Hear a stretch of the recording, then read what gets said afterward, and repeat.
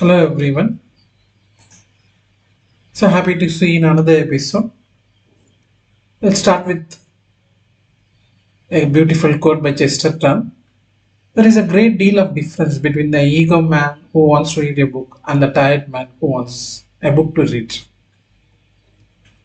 Just I add at the story.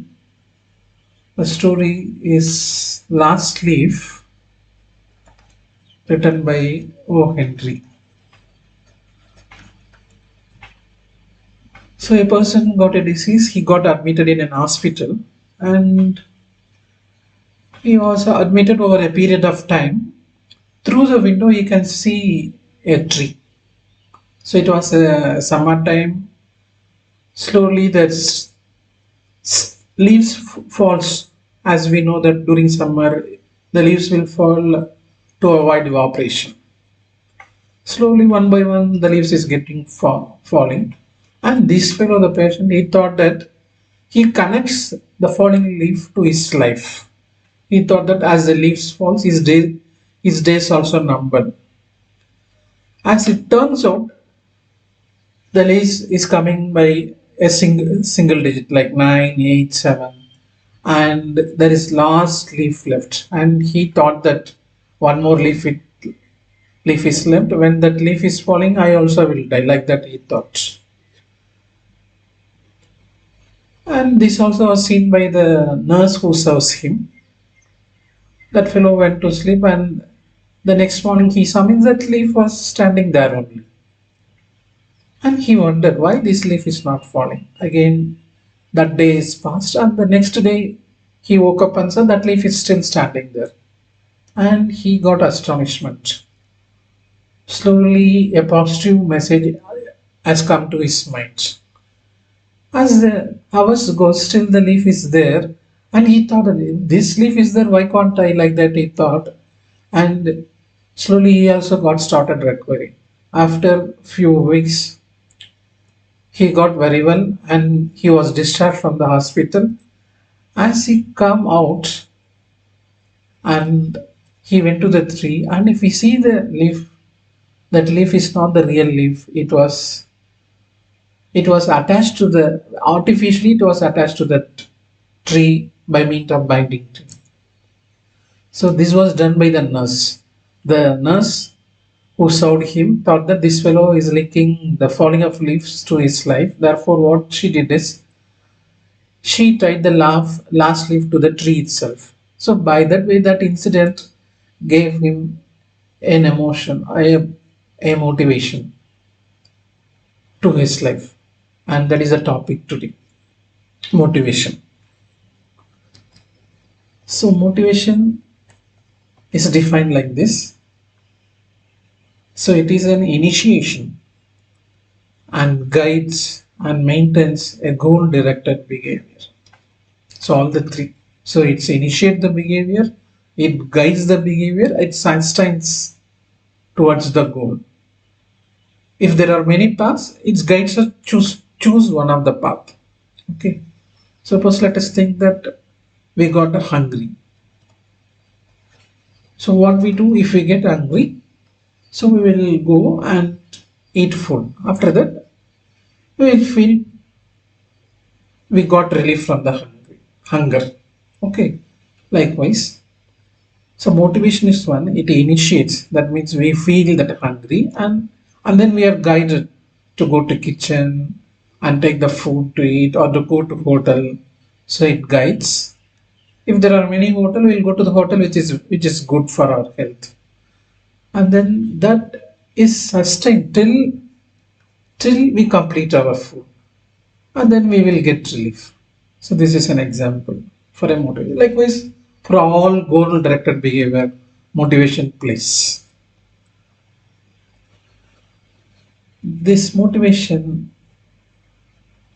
is left if you do not say the theory by Maslow's, and this theory is called as hierarchy of needs.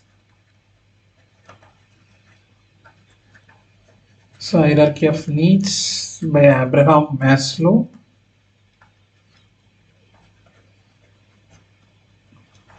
Published in 1943 in the journal Psychological Review. So he arranged our needs in an order, and that order it starts from first psychological needs, second safety needs, third by belongingness and love needs, fourth esteem needs, and fifth self-actualization.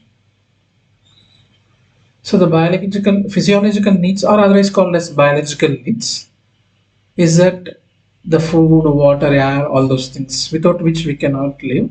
If we get all those things, then we turn to our safety, security, like building, others, clothes, money, etc. Safety needs. So once we got physiological needs and safety needs, we go to the love needs. Somebody, we need somebody to take care of us. Okay, belongingness and knowledge.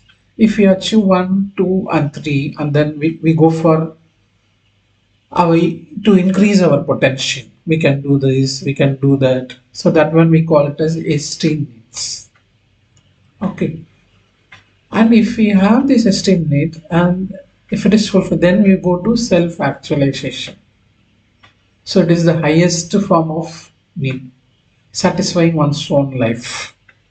This is what the tallest people have, like that of Newton, like that of Sir C.V. Raman, like that of Rabindranath Tagore, like that of Gandhiji, like that of Vivekananda, Sir Einstein. So all these people, so they got self-actualization, full potential. They achieved their full potential. Okay, this is what the hierarchy. So initially came in 1943. So he said that these are fixed in that age, and later he modified that this order can be changed. There are few instances as we can go like this. If it is a wartime, when the soldier keeps guard of his country, he never thinks of physiological needs. He never thinks of safety needs. Only thing to him is the country. Whether he gets his food or not, he will save the country. So likewise, when a scientist, when he is looking for search of truth, so he won't think for the food 3 times a day, or he won't wait for a coffee. He will keep on working hours together. Okay, there are instances where this order could be changed. So initially thought it is fixed, and later he also modified. And in 1970s, he also added two more. After esteem needs, he added cognitive needs. So and then aesthetics needs. So totally 7 has come.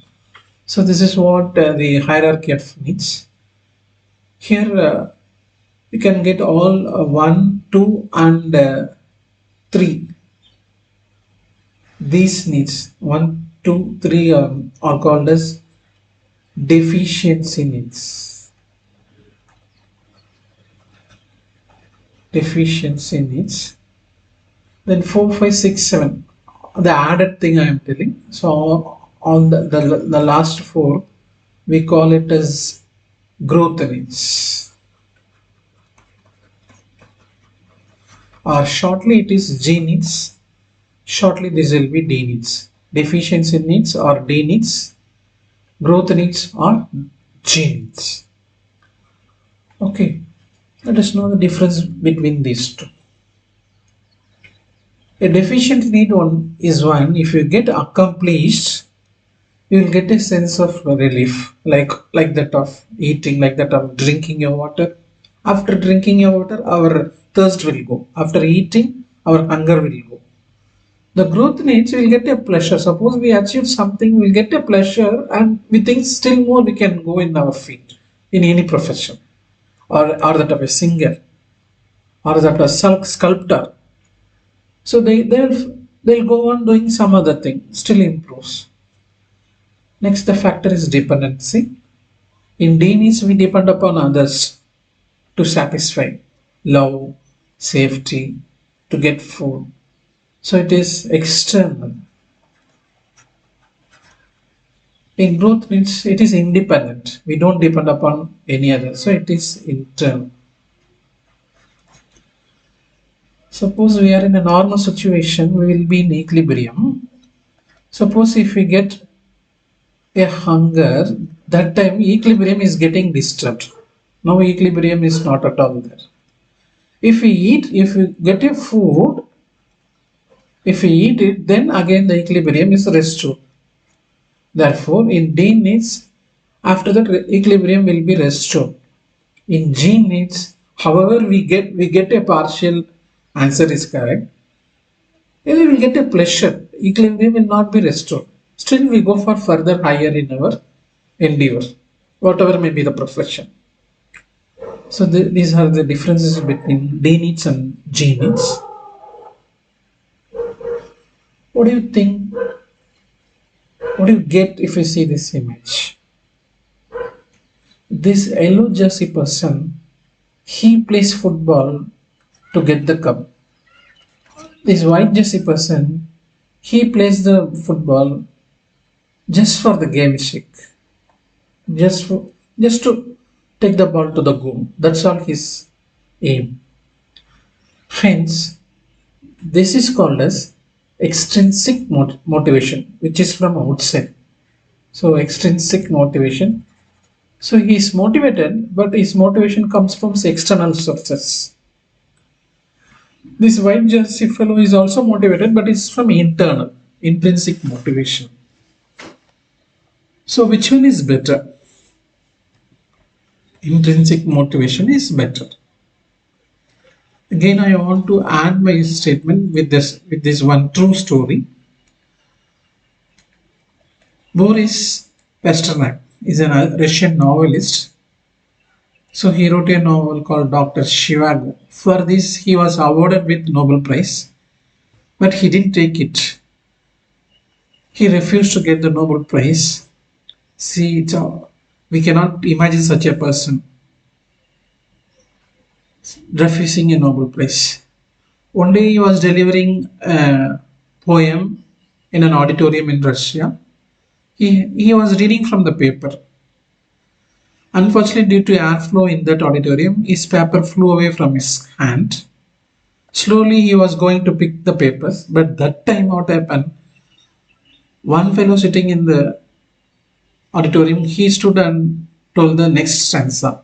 Next, it was followed by another person, and it was followed by other person. All joined together, and they till its completion of the stanza. So everybody recited that poem. So it was a great standing ovation to the author. So this is more better than the Nobel Prize. So this goes to intrinsic motivation. He was not for the prizes.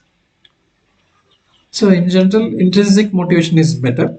But initially we can give extrinsic motivation. But as they grow in their life, slowly extrinsic motivation can be withdrawn and it can be substituted with intrinsic motivation.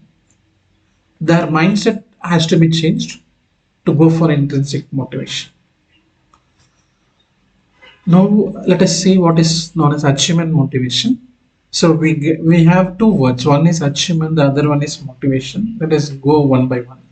So achievement is, otherwise we can say an achievement, success in a task given. If you are getting success in your task, then that is an achievement. If you know to drive a cycle, then that is an achievement. If you know swimming, then that is an achievement. So if you get 80 marks or 90 marks in an exam, it is a success. Even though if you get 40% as prescribed by that examination, that is also success. You passed out. And this was achievement motivation. It was described by David McClelland in his book, The Achieving Society.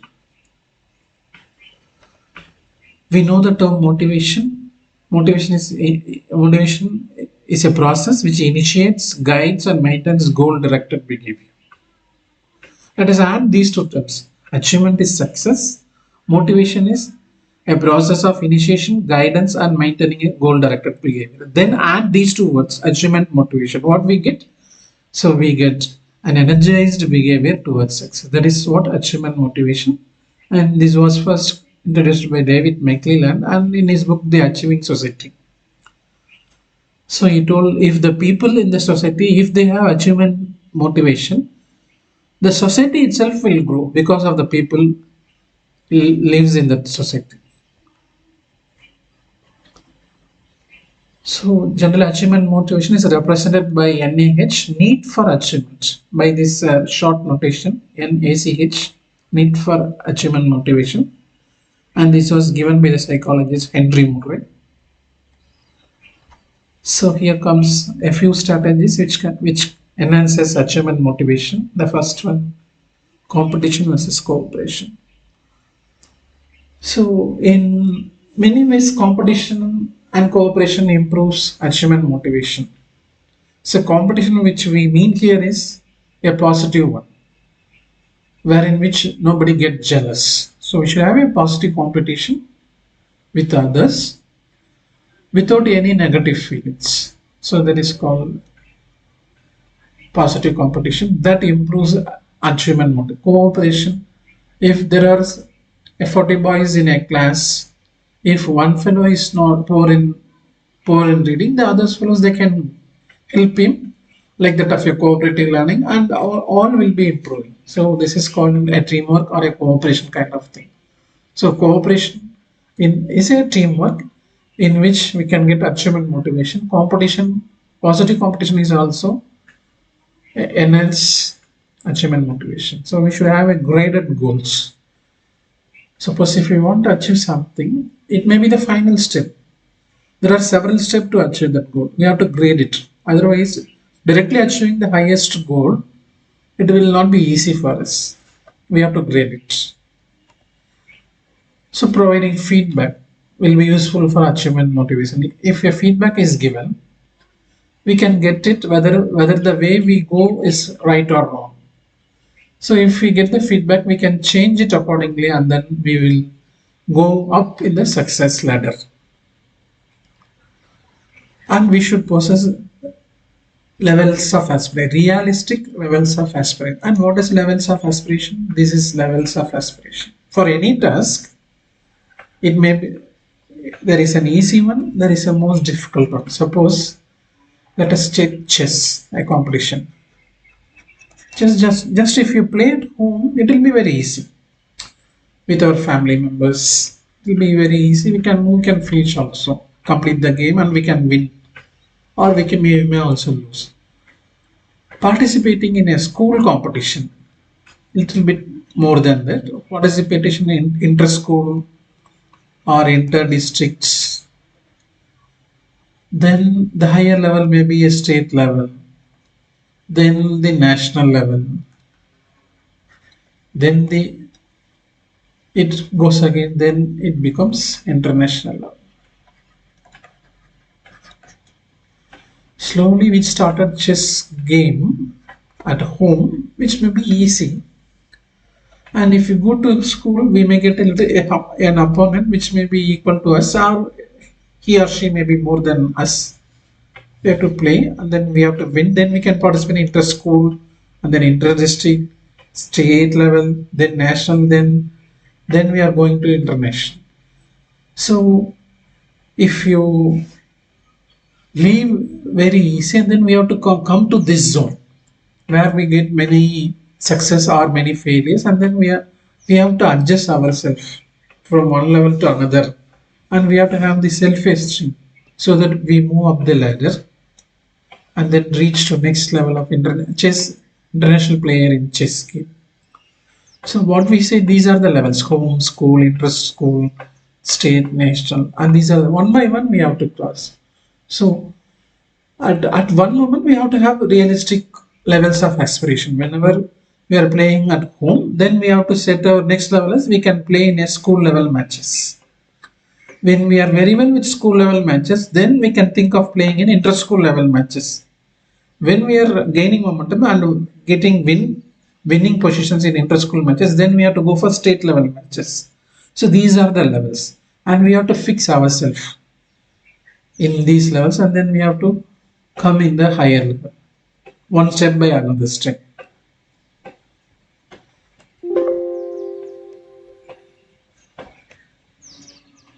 And the next is risk-taking behaviors. Suppose in olden days you consider we do not know how to go for far off countries. There was only, we know only ships were there. See that those olden days where the aeroplanes have not been built, or 300 or 400 years or 1000 years before, only ship is the one way to go from one place to another place.